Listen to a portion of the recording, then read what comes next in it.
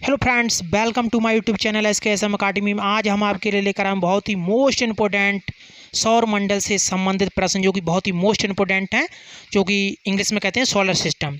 देखते हैं first question, किस वैज्ञानिक ने सर्वप्रथम ब्लैक होल के बारे में बताया था? यानी किस वैज्ञानिक ने सर्वप्रथम ब्लैक होल के बारे में बताया था? आंसर इसका एस चंद्रशेखर, यानी एस चंद्रशेखर ने सर्वप्रथम ब्लैक होल के बारे में बताया था। क्वेश्चन नंबर 2, सौर ऊर्जा किस प्रक्रिया द्वारा पैदा होती है? सौर ऊर्जा किस प्रक्रिया द्वारा पैदा होती है? आंसर इसका नाभिकीय संलयन, नाभिकीय संलयन के ही द्वारा ही सौर ऊर्जा की प्रक्रिया पैदा होती है। क्वेश्चन नंबर 3, टाइटन ग्रह जो है, टाइटन किस ग्रह के उपग्रह का नाम है? तो आंसर इसका शुक्र, शुक्र।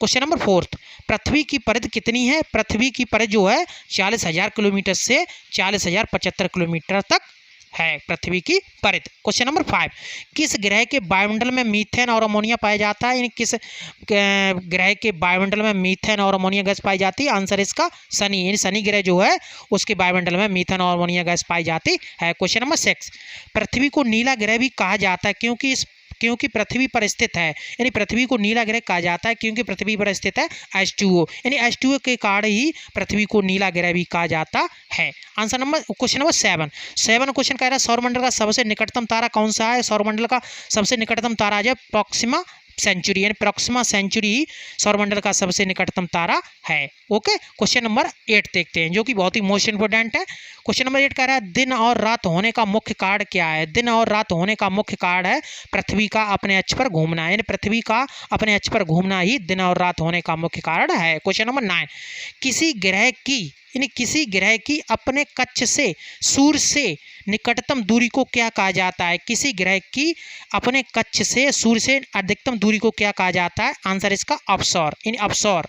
आंसर अवसौर। क्वेश्चन नंबर 10, किसी ग्रह की अपने कक्ष से सूर्य से न्यूनतम दूरी को क्या कहा जाता है? न्यूनतम दूरी को कहा जाता है उपसौर। क्या कहा जाता है? उपसौर, यानी अधिकतम दूरी को अवसौर और न्यूनतम दूरी को अपसौर कहा जाता है। क्वेश्चन नंबर 11, कौन सा ग्रह सूर्य की एक परिक्रमा करने में 88 दिन का समय लेता है? यानी कौन सा ग्रह है जो सूर्य की एक परिक्रमा करने में 88 दिन का समय लेता है? आंसर इसका बुध, यानी बुध ग्रह जो है सूर्य की एक परिक्रमा करने में 88 दिन का समय लेता है। क्वेश्चन नंबर 12 कह रहा है शुक्र ग्रह के वातावरण में किस गैस के कारण वह सबसे गर्म ग्रह है? यानी जो कार्बन डाइऑक्साइड, यानी CO2 गैस के कारण ही शुक्र ग्रह के वातावरण में गर्म रहता ग्रह। Okay, question number 13, question number 13 question कह रहा है सौरमंडल के किस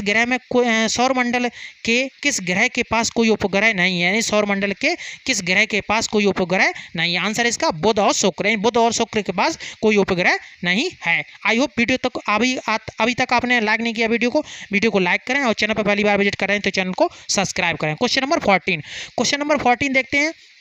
क्वेश्चन नंबर 14 कह रहा है सौरमंडल के किस ग्रह का घनत्व सबसे ज्यादा है? सौरमंडल के किस ग्रह का घनत्व सबसे ज्यादा है? आंसर इसका पृथ्वी, यानी पृथ्वी का सबसे घनत्व अधिक है। क्वेश्चन नंबर 15 क्वेश्चन कह रहा है सूर्य में मुख्यतः कौन सी गैस पाई जाती है? सूर्य में मुख्यतः कौन सी गैस पाई जाती है?